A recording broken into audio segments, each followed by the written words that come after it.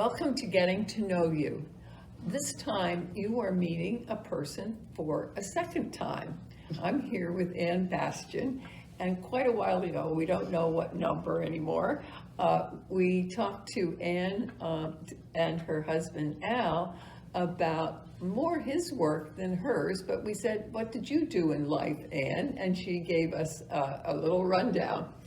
And as we ended that session, and you can go back and look, Anne also mentioned that she was doing things in tile, and for Al's birthday, she gave him a piece of artwork.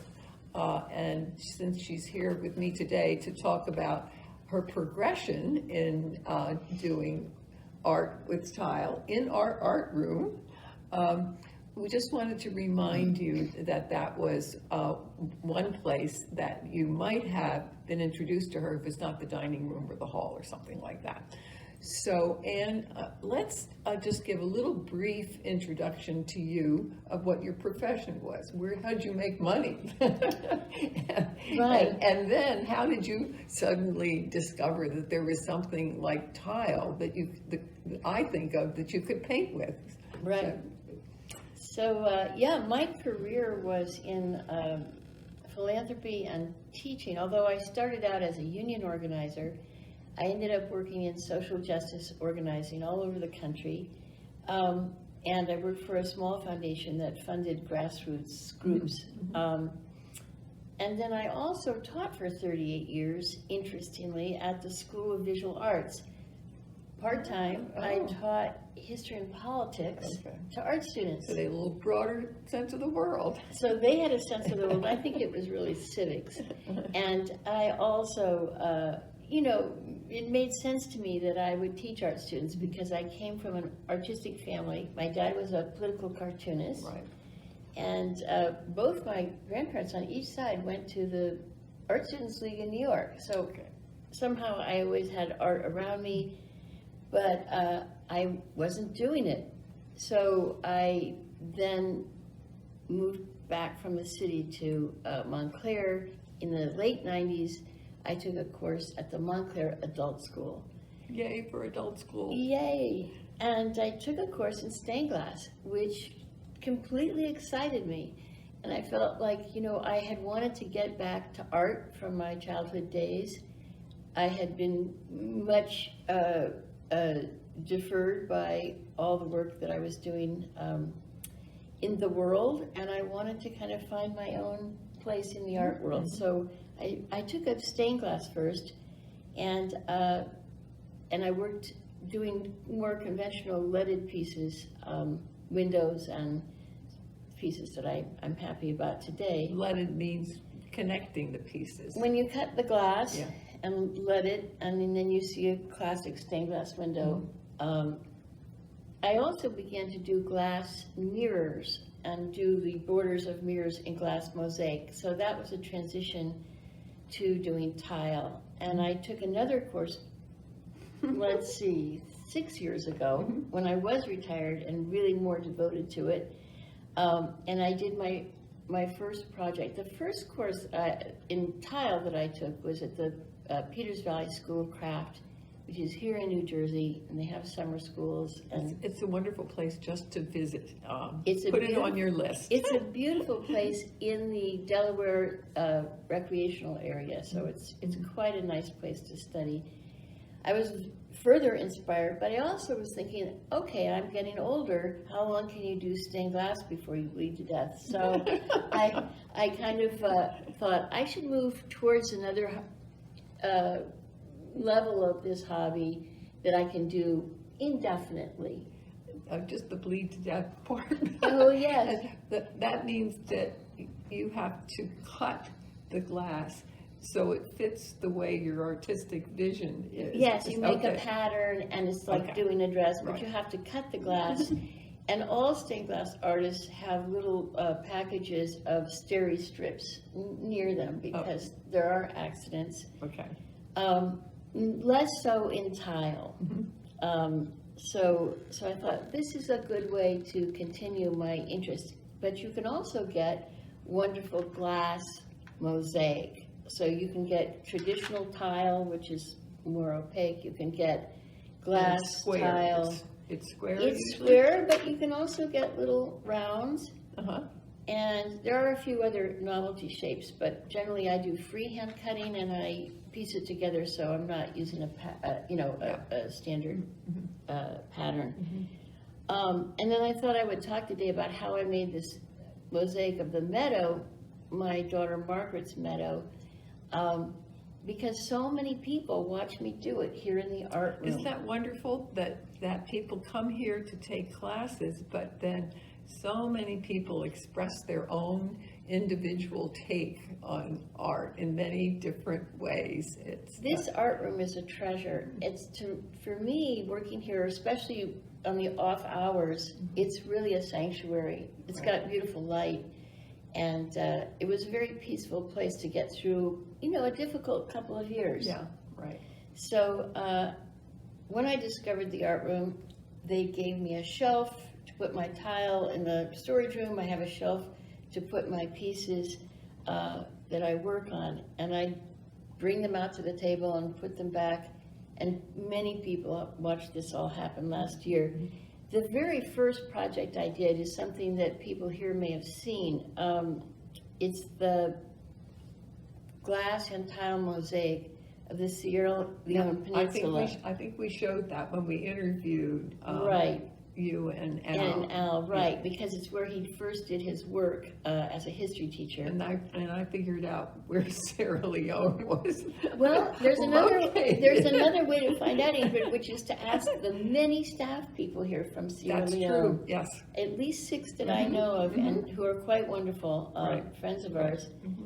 Abdul told me when we interviewed him that he really likes the food from his country. Yes. So I was thinking that we should really have a little evening or We something. really should. Anyway, I digress. Go ahead. No. So I think the first slide just reminds people of that mosaic and of the Sierra Leone Peninsula, because it's also in the calendar from last year. It's December of Right, last year. okay. Yeah, the second year of the calendar. The first year of the Is calendar. it first year of the calendar? I think so, because trees is the second, I think. Well, Third. third. Oh. Great. Trees is the third. Okay. Yeah. So anyway, this piece, the meadow, was a large piece. It was actually done on a big piece of foam board, so it's not quite as big as this. And it took a long time to do. Plus, I would just drop in and do some and keep going. I really started with a drawing. I do my drawing with a computer program called Procreate, and I do it on an iPad. And when I get the drawing up, and I'm satisfied with the image that I'm going to work from, I go to Kinko's and blow it up to be the size of the actual work. Okay, right. And it forms a background that I can work on top of more interpretively. And then I can also refer back to it when I see what I'm doing. And does it include your vision of the colors? Yes, so it's a colored piece that you'll see on the slide here. Okay. And it's a rendering, so it's a guide. Yeah. It's not literal, because the tile always has a life of its own and changes as you do it. The next thing that you do when you are making a mosaic like this, you take something that's a product you can buy. It's sticky mesh. It's a waxed mesh that you put down on the foam board, and this is actually my next piece, which I haven't started. I've just started the concept. And you can see the size it's going to be, and here's the sticky mesh, and a tile will stick to it, so you can fool around. And you can place it where you want, and you can decide what you're going to do. These are just samples of the kind of tiles. Lots of people have asked me, how do you get the shapes that you want? And that's done with a very simple tool. Very simple. A very simple tool, and all it does is just cut the piece. The tool looks like it has a face, or that you could make puppets out of it. It has a little face, it has a personality, some are easier than others, and then voila, you are already on your way to making, to making a piece. And this is just putting, this is putting pieces next to each other. All it is. But you're not putting lead in between them to hold them in place, right? Right, because it's going to be a mosaic, it'll be a wall hanging. Yeah. And ultimately, it's going to be backed in cement and be grouted, as traditional mosaics are.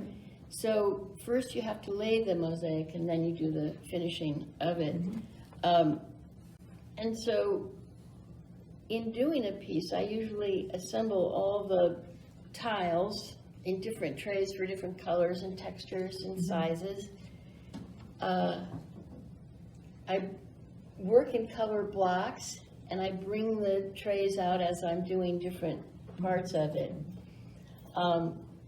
So you proceed according to the sections of the palette that you're using.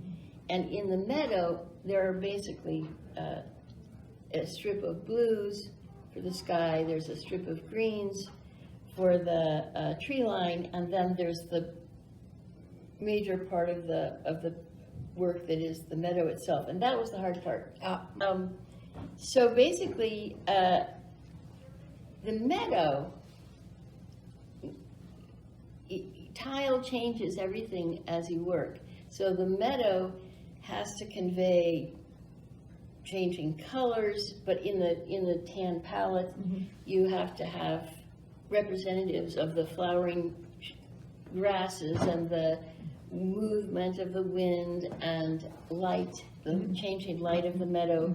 And in a lot of ways, tile is wonderful for this because you have so many options in iridescence and texture, and you can keep moving it along.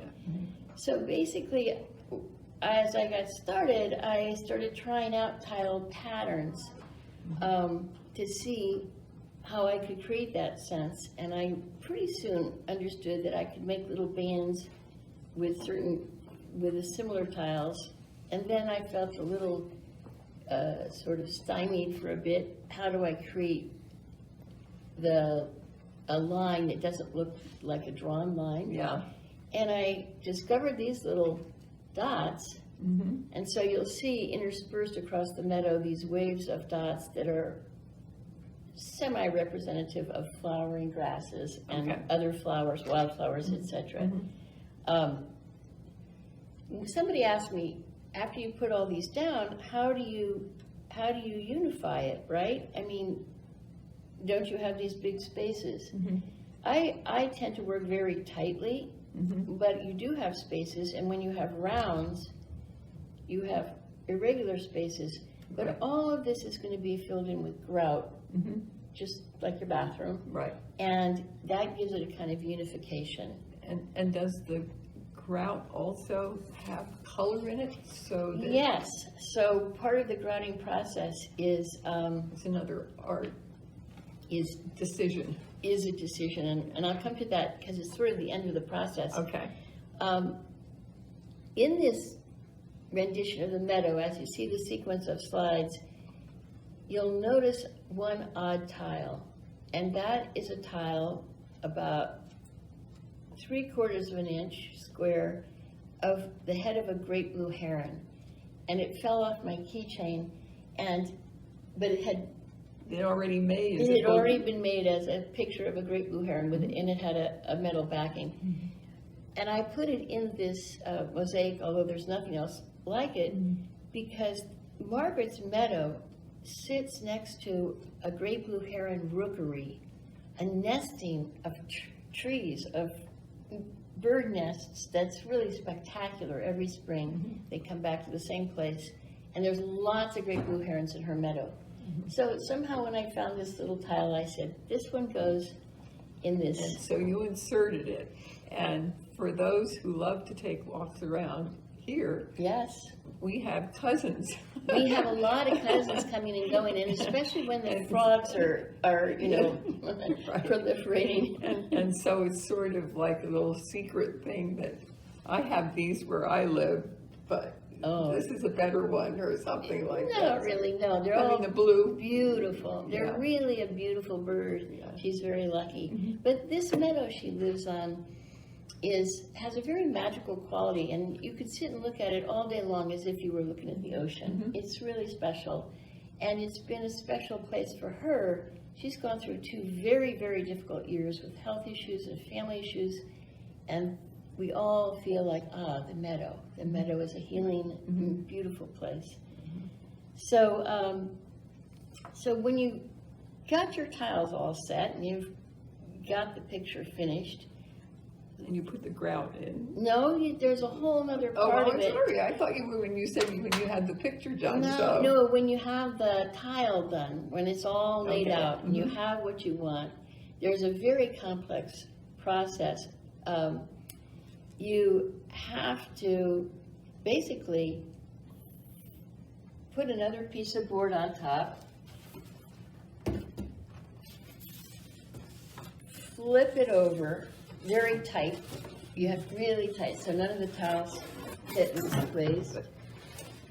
But the tiles have been pasted down. No? Yeah, no, they're not pasted down, they're just on the mesh. Just the They're pattern. just on the mesh. Okay. Mhm. Then you peel the mesh off with the tiles in place, Yes. and I know, and then you're very nervous, and you have the back. I'm nervous just listening to You it. have, this is obviously just a sort of model. Yeah. And I have to give a special thanks to Raj. Many of you know Raj as the guy at the front desk. Raj is a graduate of the Mason Gross School of Art at Rutgers. He is also a graphic artist, a computer graphics artist. And I discovered this one day talking to him, and I said, Raj, on your break, could you come and help me do this? And he did. He came up, and together we flipped it. Then you take a piece of concrete, back wallboard like you would use in a bathroom. You you spread thin set, which is kind of cement paste on the board. You've got your mesh and your tile sticking up here, and you put that down, and then you have to flip the whole thing back again. So Raj was very important for both strength and accuracy. He helped me do that at a crucial moment, and you only have a short amount of time to work because the thin set is going to set into cement. It's like Michelangelo painting. It's not quite like Michelangelo, but yeah. Having Yeah. to paint quickly. You get to sit up, that's the good part.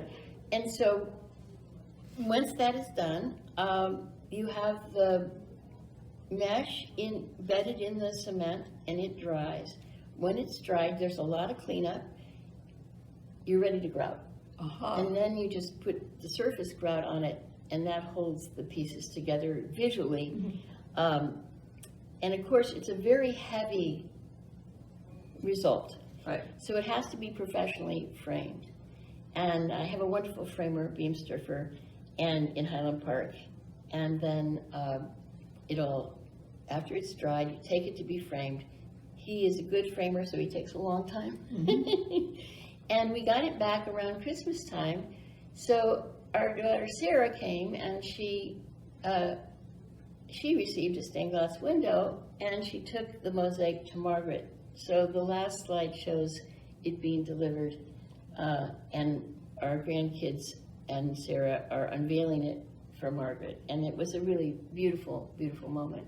Could I just add one other little step? Because I think you let a few people, your friends or somebody, I think I read it in the Live Well, that you could come and see this before it gets shipped off. So Yes. So there were some people who did see It's the true. finished product Well, in because its place. so many people had watched it happen, including the dinner group on Saturday nights, that I put it over on the table there, and people visited it for about 3 days on the holidays. So now a whole lot of people can visit it and be inspired by the process. I mean, making something is so terrific, but then also knowing the love that went into it and the love that received it, I'm sure.